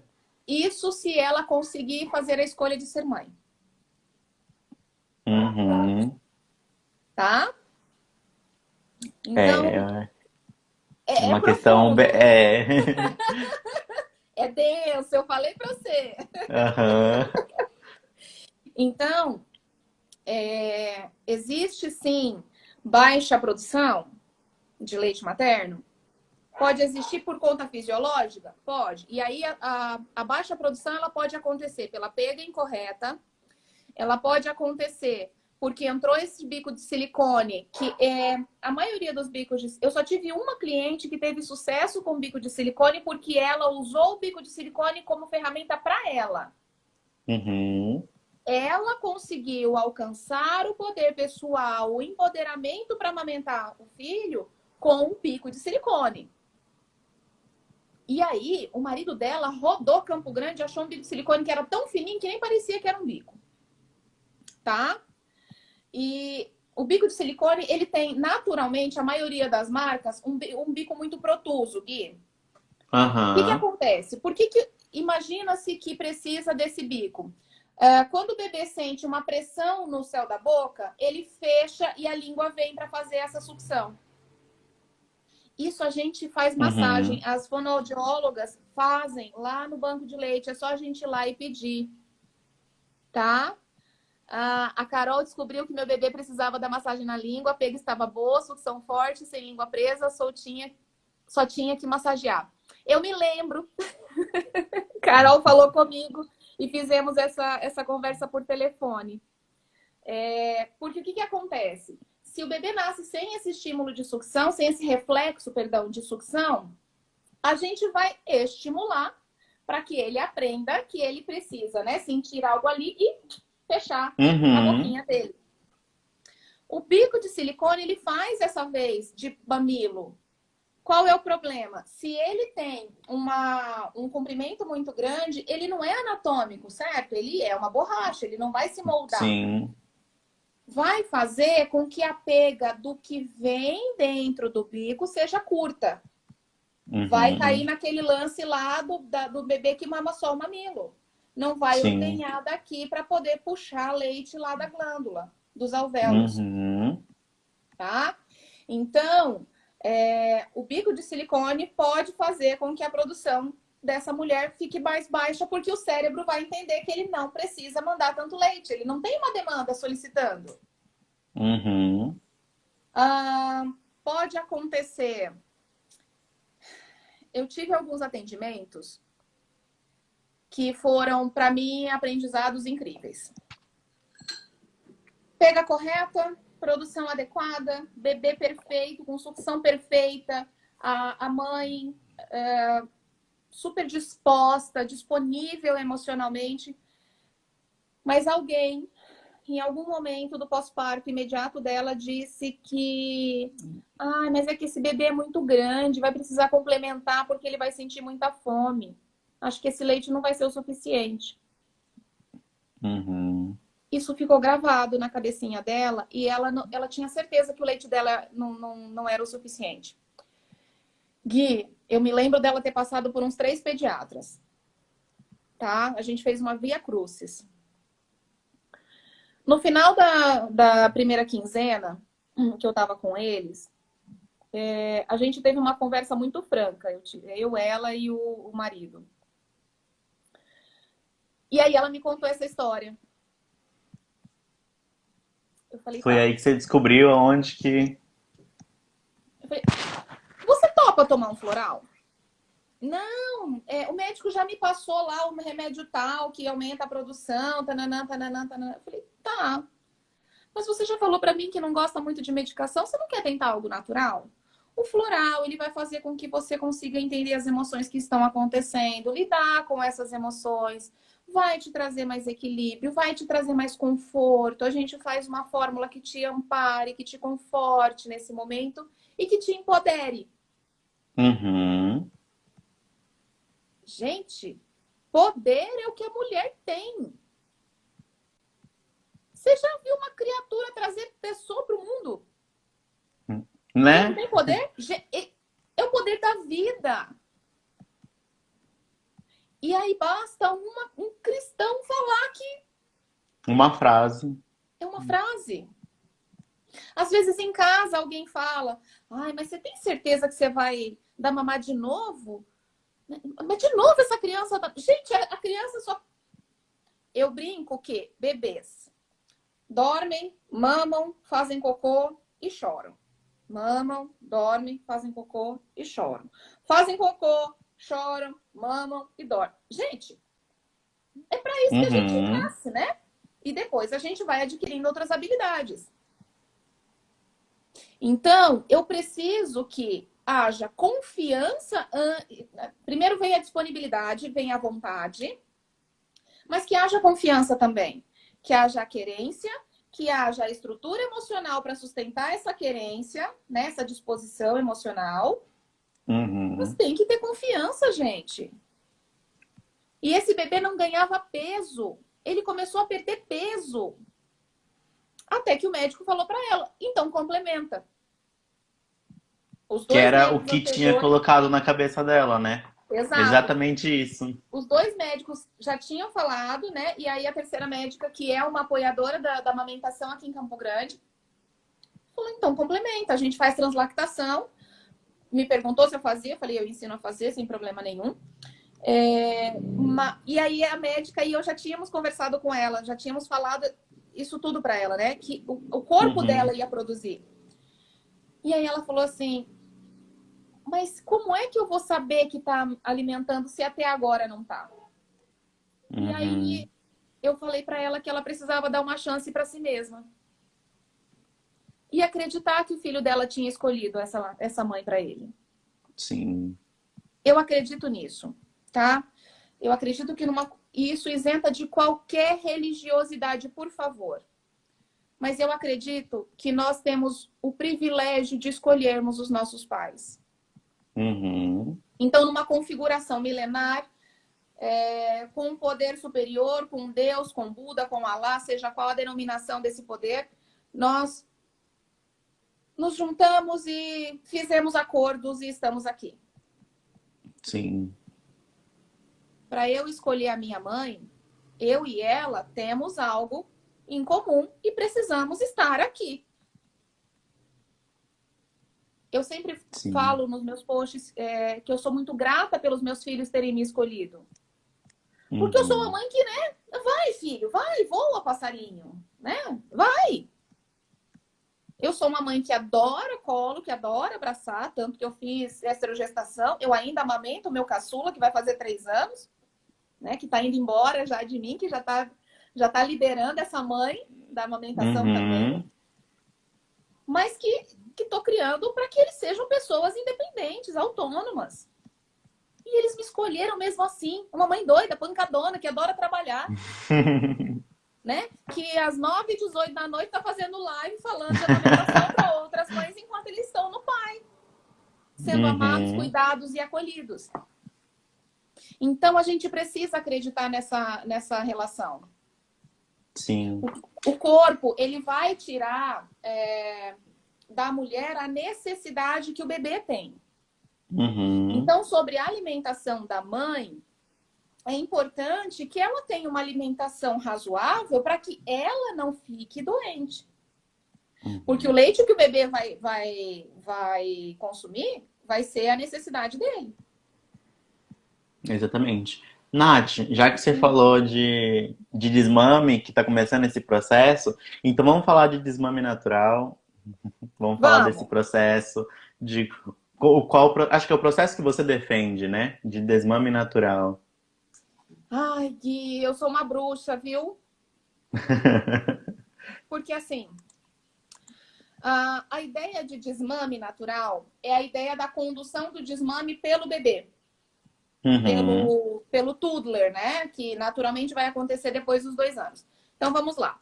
A Organização Mundial da Saúde preconiza a amamentação, o aleitamento materno exclusivo até os 6 meses de idade, sem a necessidade da introdução de água, chás, sucos ou quaisquer outros alimentos, inclusive os sólidos. E a amamentação em livre demanda complementar até os 2 anos ou mais. Tá? Uhum. Uau, mas 2 anos ou mais? Mas e como é que a gente faz se nós temos uma licença maternidade no país de 4 meses? Uhum. É possível. Não estou romantizando, não estou dizendo para você que é porque eu sou a the best of, mas o que acontece é que nós não nos informamos, nós não procuramos saber quais são os nossos direitos. Né? Os meus filhos estudaram e o pequenininho ainda estuda numa EMEI, né? Numa creche pública do município. Uhum. O meu primeiro foi em amamentação exclusiva. Não, ele já estava comendo. Ele estava comendo, mas estava naquela fase antes de 1 ano, que come, mas brinca, né? Então, o leite materno, ele é o alimento do bebê, Guilherme. Ele é a base alimentar até 1 ano. Quer Uhum. dizer que dos 6 meses a 1 ano, o bebê não tem a obrigação de comer. Porque o leite materno vai ser a base da nutrição dele. Só que o que Uhum. acontece? A gente não aprende a ordenhar, a gente não tem o aprendizado do armazenamento do leite materno. A gente não sabe que a gente tem direito de exigir que as escolas, creches, EMEIs, centros de educação infantil precisam terem lactarista e um lactário. E não é só para fórmula, gente. Interessante. Aqui no município, existe o lactário no berçário, né? Que é Uhum. as salinhas que as crianças entram lá com 4 meses, até, eu acho que ficam até 1 ano e 3 meses, vai depender do tamanho e da coordenação desse bebê. E tem lactarista. Só que o que acontece? O poder público não investe na orientação desses profissionais. E aí, como era meu primeiro filho na instituição, eu só falei que ele não ia consumir nenhum outro tipo de leite e não mandei mamadeira. Bati o pé e falei que não. E que não era para oferecer nenhum tipo de fórmula, nenhum outro leite, que eu mandaria a fruta, então, já que a hora da mamada das outras crianças poderia ser caótico para os profissionais. Foi incrível. Eu e o pai dos meninos conseguimos fazer uma revolução. Nós tiramos refrigerante, doces, tudo que não, né, todinho, essas coisas, porque vinha pela prefeitura. E aí, a Aham. instituição, a gente começou a fazer dia da fruta, enfim. No segundo, o meu segundo filho foi diagnosticado com a PLV, um pouco antes de entrar para a creche. Ele tinha alergia à proteína do leite de vaca. Uhum. Ele tomava outro tipo de leite? Não. E aí, falando de alimentos, o leite de vaca é um dos alimentos que cai na corrente sanguínea e pode fazer com que o bebê reaja de forma alérgica. Então, nós temos aí a galera dos embutidos, ovos, leites, oleaginosas, frutos do mar. E a gente tem como saber se isso vai acontecer? Não. Eu já vi profissionais da pediatria com laudas inteiras pedindo para tirar um monte de coisa. Do Nossa. feijãozinho nosso de cada dia, a Uhum. Coca-Cola gelada da mãe, que às vezes é o único prazer que ela vai ter no puerpério. É Nossa. justo? Não é, gente. Gente, você já está privada da sua mobilidade. Você já está privada do corpo que você tinha. Você já está privada de tantas coisas que te dão prazer. Você vai ser privado de comer o que gosta? Uhum. Ou Então, do o que que não eu gosta também, né? Tipo assim, só pra gente já obrigando, puxar um outro assunto é os mitos que a gente vai falar mais pra frente, das comidas que vão produzir leite, das Gente, comidas. Obrigar a mãe a comer outras coisas, né? né? Come broto de feijão, que broto de feijão dá leite. Come milho verde, come canjiquinha. Gente, eu tive amigas que quando comiam canjiquinha, que é um ensopado de milho com carne moída ou carne picadinha, se enchiam de leite. Mas aí a gente vai olhar para a história, a memória afetiva do paladar daquela mulher. Ela amava comida com caldo, ela amava a sensação de estar com aquele alimento. E vamos lá, a gente falou de vários processos da produção de leite, mas a gente não falou do processo de ejeção, que não basta só o bebê sugar, tá? Não adianta fazer produção de leite materno se essa mulher não relaxa. Uhum. Cortisol, o hormônio do estresse, pode fazer com que não haja a ejeção do leite. O neném suga, suga, suga, suga e não vem. E aí? Uhum. Como é que faz para esse neném se alimentar? Então, a gente precisa que essa mulher tenha paz de espírito e que ela tenha prazeres durante o puerpério. A vida sexual está comprometida, a mobilidade está comprometida. Então, ser uma mulher que tem uma vida muito ativa, como quase nenhuma de nós somos agora, né? Trabalhava, tinha aí a sua rede de amigos, a sua rede profissional. Então, ela está no momento de ausência dela mesma. Uhum. Então, a gente tem que proporcionar para essa mulher momentos prazerosos. Sim. Aí, eu chego lá, tá? Uma das avós ou uma tia, com aquela bacia de canjica. Gente, eu adoro canjica, tá? Vai entrar junho, a gente não vai ter festa junina, não vai vir julho, não vai ter festa junina. Mas quem fizer canjica, me chame que eu adoro. Eu vou levar meu potinho lá para comer. Mas a canjica, ela tem uma conotação maternal. Qual é a base da canjica depois do milho? Eu não sei, eu não como canjica. Leite. Uhum. O que é o leite? O nosso primeiro alimento. Sim. Então, eu tenho memória afetiva de quando eu era amamentada,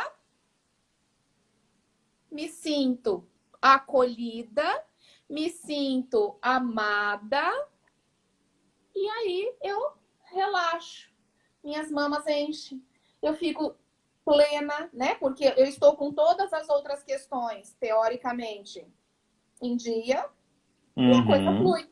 E aí foi a canjica da avó que fez com que o neném se alimentasse adequadamente. Uma outra questão alimentar, tá? A TT tá falando do terrorismo alimentar. O Puerpera vive vários terrorismos, inclusive alimentar. Não pode comer feijão e não pode comer repolho e não pode comer isso e não pode comer aquilo. Eu sou uma pessoa que aprendi a deixar o feijão de molho no mínimo 8 horas antes de cozinhar. Por conta dos fitatos e dessa fermentação natural que esses grãos têm. Porque se eu Uhum. pegar o feijão, lavar, né, e puser na panela e comer, colega, Sim. eu sinto dor. Sim. Aí, vamos voltar lá nos tempos antigos, na nossa bisa, da nossa tataravó, que acontecia o seguinte. Lembra lá atrás que a gente falou que o bebê sente o que a mãe sente? Uhum. Então tá bom, existe essa conexão simbiótica e emocional. Vamos lá. A mulher, ela foi lá e comeu esse feijão que foi feito sem deixar de molho. E ela tem naturalmente uma indisposição gástrica com esse alimento. Guilherme, você já teve gases, meu amigo? Já. É bom? Não. Como é que você fica? Você fica feliz? Não. Então tá bom. A gente fica irritado, a gente fica desconfortável, não tem posição, né? E aí, se você tá com a casa cheia de visita, porque pariu, todo mundo vem fazer visita. Você não pode soltar um punzinho inocente. Uhum. Aí a barriguinha vai fermentando, né? Vai ficando mais desconfortável, mais desconfortável, mais desconfortável. Ela vai ficar terrível emocionalmente. Sim. Aí a criança começa a chorar. Porque existe uma coisa muito interessante. Quando a gente tem ajuda no puerpério, a gente se condiciona a aceitar o que vem. Tá? Até para não ficar brigando, até para não entrar em combate, para não ter desgastes maiores. Uhum. E aí não quer reclamar, porque não quer parecer ingrata.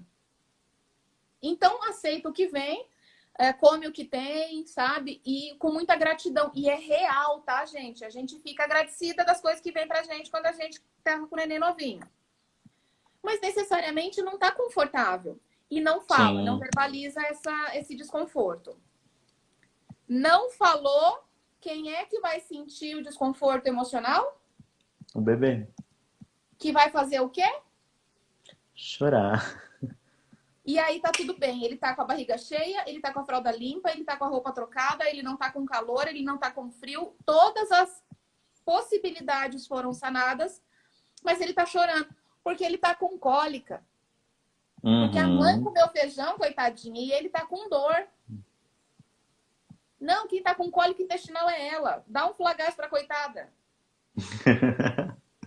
Tá? Então, assim, Sim. as questões alimentares, os mitos alimentares, ao invés do feijão, poderia ser o leite. E aí esse bebê tá fazendo dor, tá? Intestinal. Ou estar fazendo refluxo por conta de uma alergia? Pode. Tá bom? Pode. Por isso que alguém precisa olhar para essa mulher e enxergá-la, Gui. Por isso que eu falo, Uhum. não faz terapia floral, mas faz um outro processo terapêutico. Gente, o terapeuta tem que estar junto, tem que estar atento ao comportamento dessa mulher. Eu sempre saio da Sim. casa dizendo para quem vai me levar no portão, anota o meu telefone. Se você perceber que está muito diferente, que ela está muito quieta ou muito esfuziante, me avisa. A gente volta aqui ou eu troco uma ideia com ela por WhatsApp. Uhum. A gente tem que olhar para essa mulher. No meu segundo bebê, eu não me toquei que eu tinha deprimido, que eu tinha feito um baby blue. A Patrícia era minha Uhum. terapeuta na época. Ela viu uma foto minha, porque eu criei um grupo para mandar as fotos do bebê, né? E eu tava deprimida. Eu tava deprimida por cansaço, eu tava deprimida porque eu queria ser a super mulher que dava conta de tudo. Uhum. Mas eu precisei que alguém olhasse para mim. Então é muito importante que a mulher esteja amparada emocionalmente. Eu brinco com os parceiros ou as parceiras que eles são os heróis no cavalo branco, sabe? Ou as heroínas no cavalo Uhum. branco. Porque é o parceiro ou a parceira que vai retirar essa mulher de uma visita, que vai dizer não para alguém que queira visitar fora de hora, que vai pedir licença para quem está ali, está incomodando ou atrapalhando. E que se dane se alguém achar ruim, gente. É o momento em que a gente se dá o direito de, olha, eu não quero ver ninguém. Uhum. Isso é muito importante, né? A gente tem que se respeitar, a gente tem que olhar quais são os nossos limites. Não dá para Sim. ficar agradando a todos e se desagradar. O E bebê comprometer, vai. e comprometer tudo, né? Porque aí você vai ficar num estado de estresse também, você vai ficar incomodada, vai acontecer todas essas. E aí, tudo aquilo que você planejou ou teve de expectativa e trabalhou, né, no puerpério para poder alcançar, pode ir embora por um detalhe. Uhum. Então, se a gente vai falar de preparo para amamentação, é preparo emocional, é estrutura emocional para saber o que quer fazer. A questão do desmame, Gui, ela precisa ser olhada com muito amor para a mulher. Porque o desmame natural, ele vai acontecer em algum momento. Para alguns bebês, Eu já vi bebê com 18 meses começar a espaçar de um mês para o outro, fez 1 mês e 7, 1 mês e 8, mamou quase mais nada e começou a mamar só 2 vezes ao dia e parou. Mas eu já vi mulheres e crianças com 6, 7 anos mamando. Tem certo e errado? É normal ou anormal? Ninguém está aqui para julgar isso. Existe a necessidade emocional de cada um. Sim. Eu costumo dizer, por aprendizado, que a gente tem que saber quem é que está mamando em quem depois dos 3 anos de idade. Se é o bebê que está mamando na mãe ou se é a mãe que está mamando neste bebê. Desmame do bebê ou desmame da mãe? Dos dois, Tetê. Porque a gente precisa entender qual é a relação e o vínculo que se criou entre mãe e filho. Já viu o neném que não dorme à noite, Gui? Você tem algum amigo ou alguém da família que reclama que o neném não dorme à noite? Já tem ano e não dorme à noite? Já vi, A Laura Gutman, que é uma escritora que fala muito de maternidade, fala muito bem, eu tenho um carinho enorme por ela. Fala que os bebês podem não dormir à noite por alguns motivos. Olha que coisa mais incrível. Bebês são os bichinhos mais solidários do planeta. Pode ser que o bebê não durma à noite porque a mãe tem medo do bebê ter algum problema respiratório e morrer. Olha. Tem um bebê que não dorme à noite porque a mãe ainda não está pronta para voltar para as obrigações nupciais, que eu detesto esse termo, tá bom? Que ninguém tem obrigação com ninguém. Mas ela não está pronta para voltar à vida ativa sexualmente. E não sabe como dizer isso para o parceiro ou para a parceira, não sabe como conduzir isso, ainda não está confortável. E aí são questões emocionais, né? Sim. Tem bebê que não dorme à noite porque precisa dar a segurança para a mãe do amor dele por ela, porque essa mãe está desnutrida emocionalmente.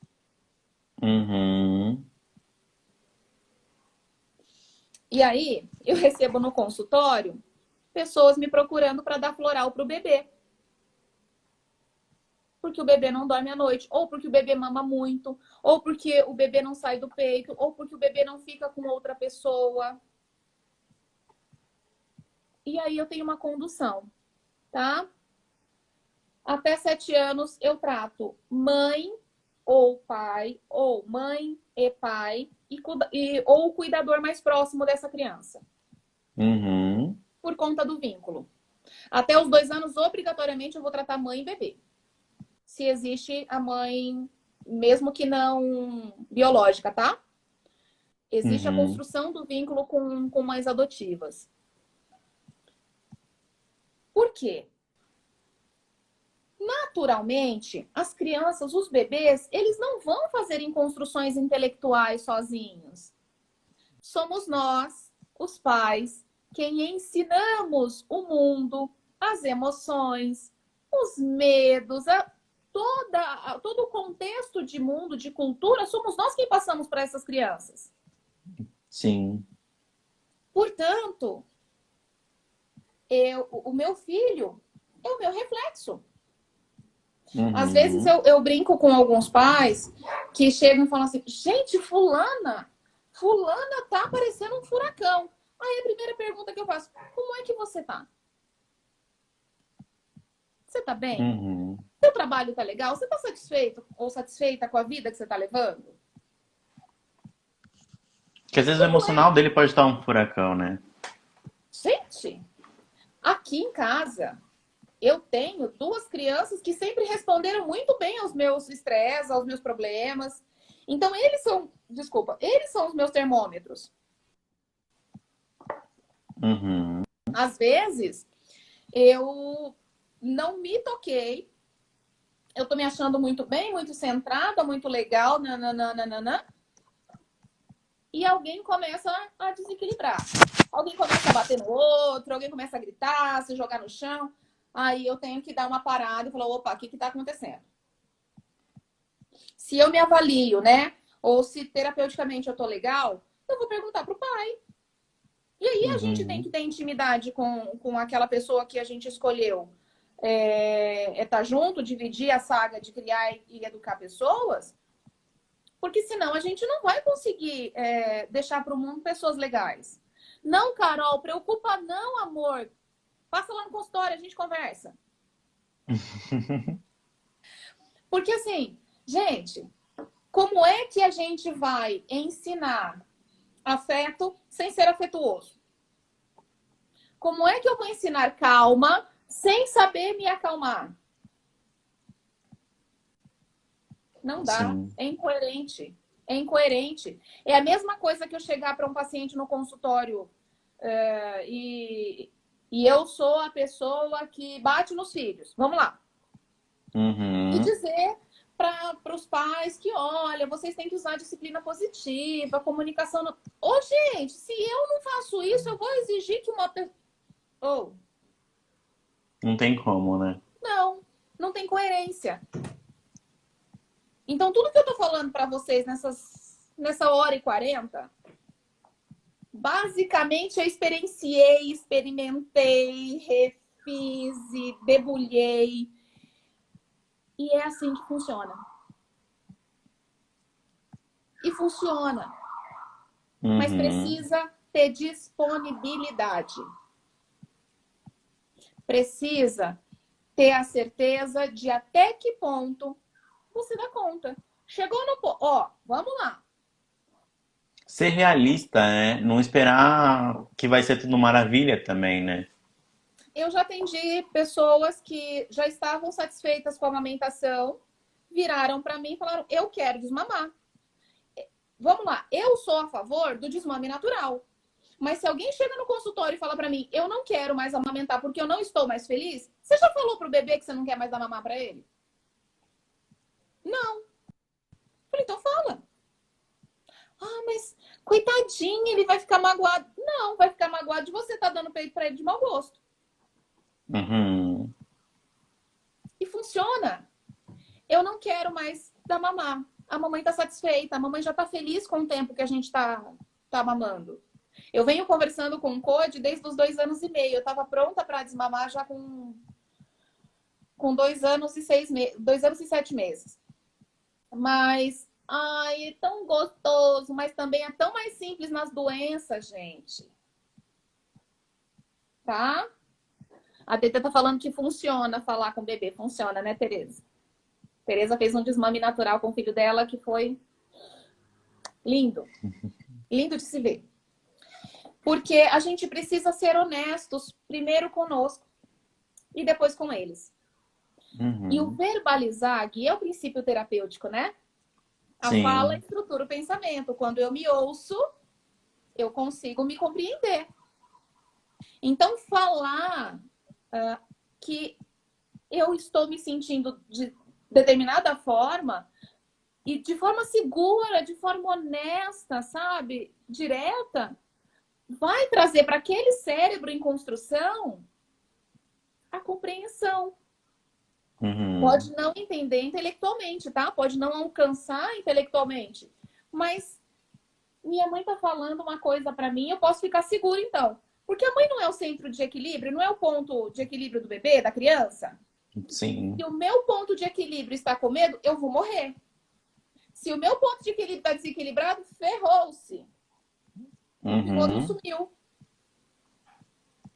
Então, se eu ouço da minha mãe e se eu sinto na minha mãe estrutura, gente, eu vou ser a pessoa mais confiante no mundo. E ela pode fazer o que ela quiser, ela pode decidir e escolher o que ela quiser, que eu vou me dar super bem. Porque o mundo é benevolente. Eu acredito na benevolência do mundo porque a minha mãe me ensinou assim. Nath, você tá falando aí 1h40, mas você não falou até agora das mulheres que não puderam amamentar. Quer dizer que essas mulheres, essas crianças aí vão ser criaturas jogadas às traças? Não. Seio não é só alimento físico. Também é nutrição afetiva.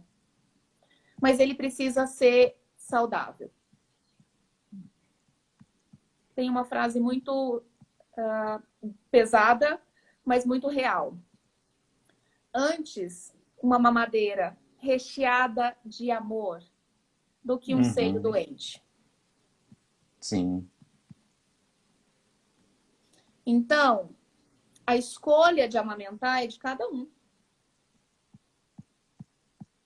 A escolha de continuar amamentando também.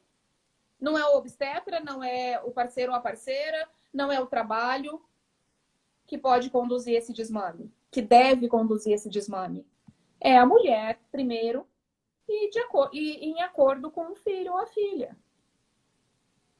É muito importante limites.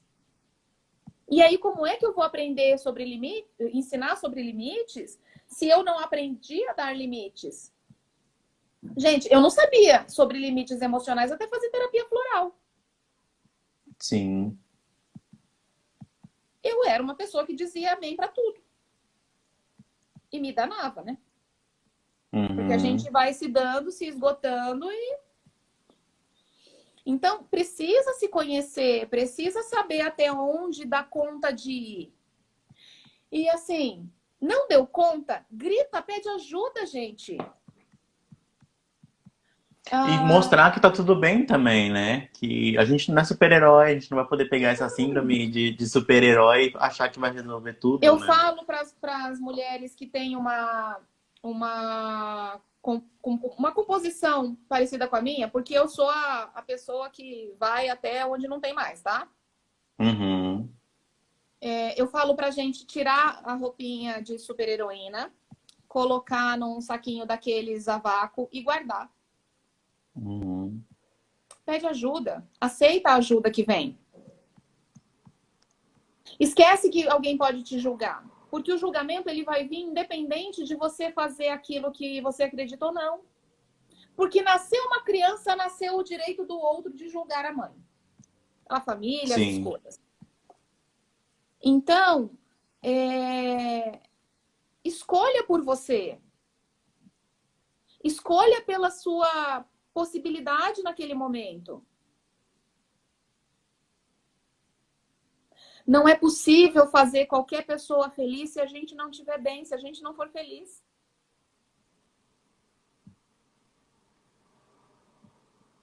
Às vezes, alguns casais... eu faço um trabalho de concepção consciente e, às vezes, alguns casais que chegam no consultório, né, eu pergunto, tá, mas por que vocês querem engravidar? Uhum. Aí, assim, primeiro vem, né? Ah, porque a gente se ama, porque a gente quer construir uma família, não. Há ainda os casais, né, que algum dos parceiros tá lá e fala assim, é porque, poxa, tá na hora, né? A gente já tá casado há tanto tempo, as pessoas estão cobrando. Opa, mas você quer?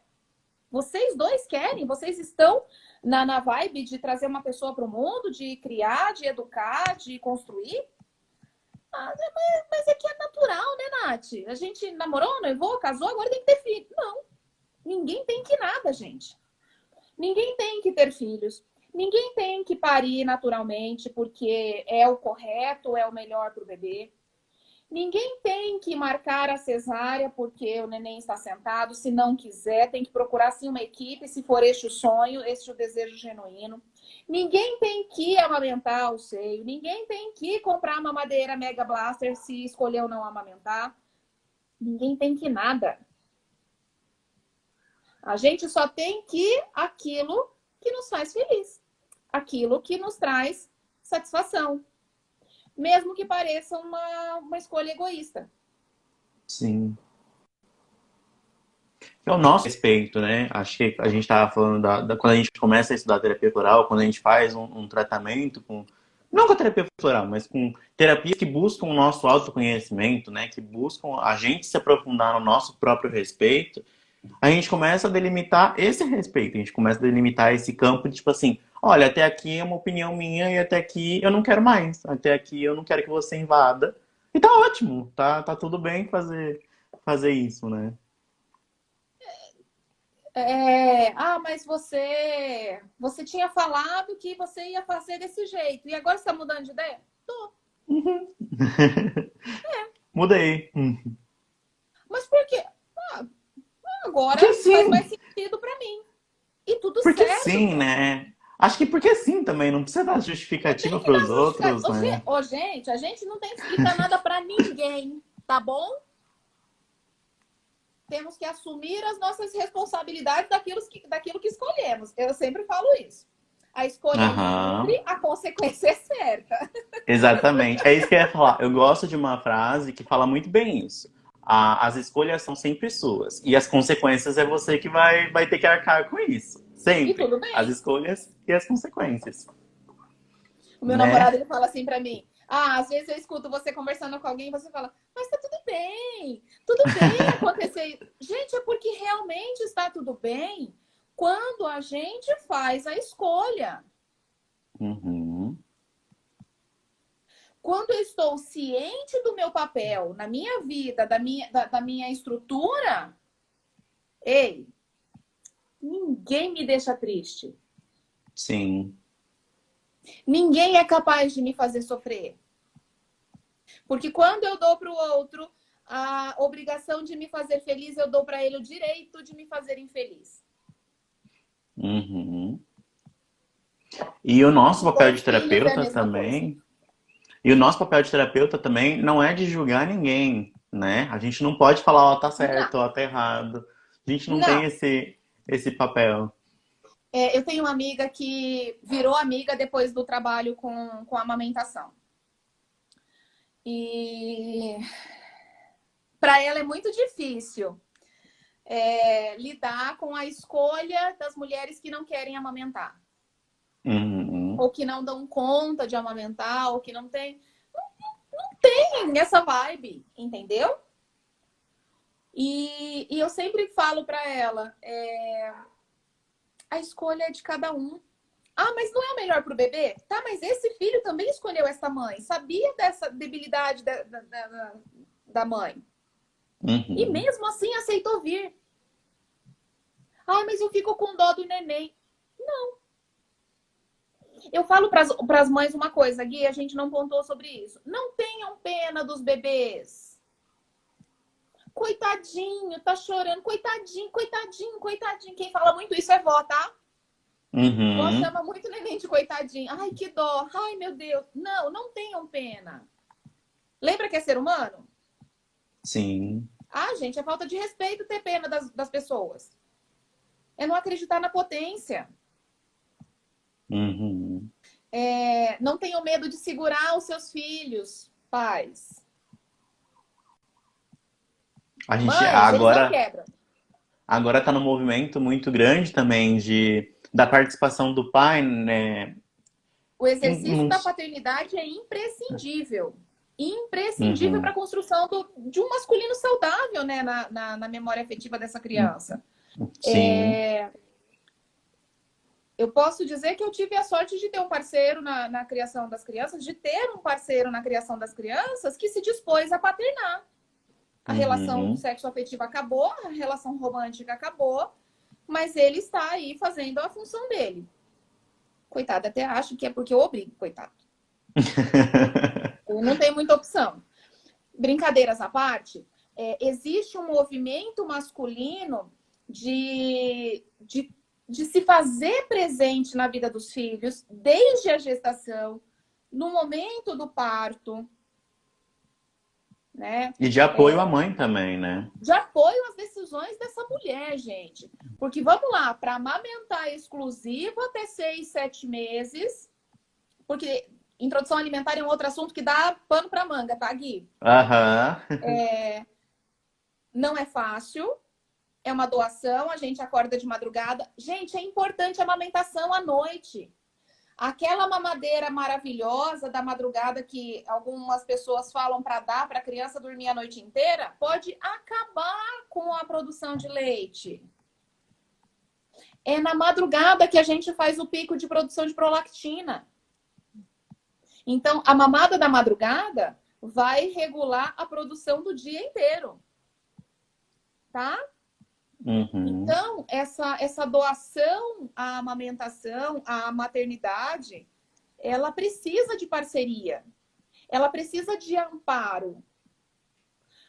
Gente, eu me lembro, Gui, de às vezes estar tão cansada, mas tão cansada, de virar para o pai dos meninos e falar assim, pelo amor de Deus, eu não consigo mais. E ele pegar e colocar aqui, às vezes não dormir, porque também, né, fica com medo. E eu desmaiar do outro lado. As crianças um pouquinho maiores, ele pegava as crianças e saía para eu descansar um pouco, para eu dormir até mais tarde no domingo. A gente fazia rodízio de fim de semana, era mó engraçado. A gente fazia rodízio de fim de semana. Mas para isso, a gente precisa estar consciente do tipo de parceria que está fazendo no casamento também. Ou na escolha da pessoa com quem a gente vai procriar, gente. Não dá para casar com alguém que tem um comportamento que é diferente daquilo que a gente considera que seja bacana, e aí quando tem uma criança na jogada, a gente esperar que essa pessoa mude da água para o vinho. Sim.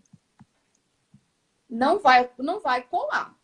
Vai dar briga, vai ser um problema, porque, bom ou mal, o primeiro ano de uma criança pode sim ser o pior ano do casamento.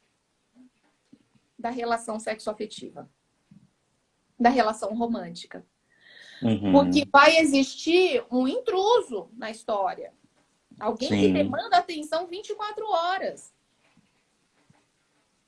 Acordo pré-nupcial. Rola, gostei dessa, TT.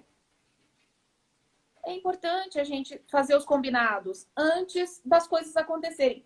Tá, Nath, mas e se foi uma gestação que não foi planejada e aí a gente resolveu...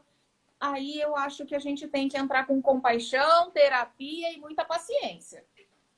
Com diálogo também, né? Sempre. A Gente, conversa que... são duas pessoas com criações diferentes, com conceitos de vida diferentes, conteúdos internos diferentes, né? Tudo diferente. Que vão se juntar para fazerem uma família, para formarem uma família, trazerem pessoas ao mundo. Se não houver o mínimo de parceria, o mínimo de respeito, isso não vai funcionar. Porque a criança, em algum momento, ela vai perceber a diferença de um para o outro. Que um fala A e o outro fala B. A criança é um trem esperto, menino. Não é só solidário, não. É inteligente, é mais esperto que a gente. Porque o que eles percebem energeticamente é muito antes do que a gente. Gente, nós temos só 3 minutos. O que tá faltando aí? Acho que a gente já abordou tudo, né? Acho que a gente falou de um monte de coisa. Tá. Tem uma pessoa que veio no meu privado do WhatsApp e me perguntou se existe floral para o desmame e uma outra que perguntou se existe floral para aumentar a produção de leite. Primeiro, para aumentar a produção de leite. Gente, para ter produção de leite, a gente precisa de sucção, confiança, paz de espírito, disponibilidade, boa alimentação e algumas horas de sono. Para desmame, a gente precisa trabalhar terapeuticamente isso, se for um caso em que há dúvida da mãe pelo desmame, se existe uma pressão social para que ela continue, enfim. A Florais Filhas de Gaia tem um composto chamado desapego. Eu me lembro que eu tomei desapego na minha primeira intenção de desmame com o mais velho, porque eu estava gestando. E eu amamentei ele até 5 meses, 12 dias, 2 anos, 5 meses e 12 dias. E foi o desapego para mim e para ele que trouxe mais facilidade em desvencilhar. Tá? Então, existem compostos, mas assim, a gente precisa avaliar quais são as questões, a gente precisa entender quais são os meandres dessa relação. Vamos ressaltar que a terapia floral, ela é individual, né? Então, cada um com cada casinho, cada caso a gente vai olhar de uma maneira muito especial para aquilo, né? Então, a gente precisa olhar indivíduo por indivíduo, familiar por familiar nesse núcleo, para conseguir entender o que é que está acontecendo. Tá Uhum. bom? Nath, 2 minutos para acabar. Quero agradecer pela presença. Eu adorei a nossa conversa. A gente falou sobre muita coisa. Aprendi muito. Momentos em que não sei se transpareceu, mas eu fiquei muito emocionado com a nossa conversa também. A gente tinha conversado com isso no privado, né? Que é uma questão que toca muito. Mas eu estou muito agradecido. Eu estou muito feliz com a participação. Quero agradecer a tua presente aqui na live também. Muito importante Gratidão saber pelo para convite. desmame. A questão... Não é importante a gente olhar caso por caso. Não dá para a gente Minha fazer câmera. algo específico, tá? Tem que ser específico para cada caso. Gratidão a todos que estiveram aqui com a gente. Quem precisar de alguma coisa, me chama o Gui, a gente tá aí para vocês.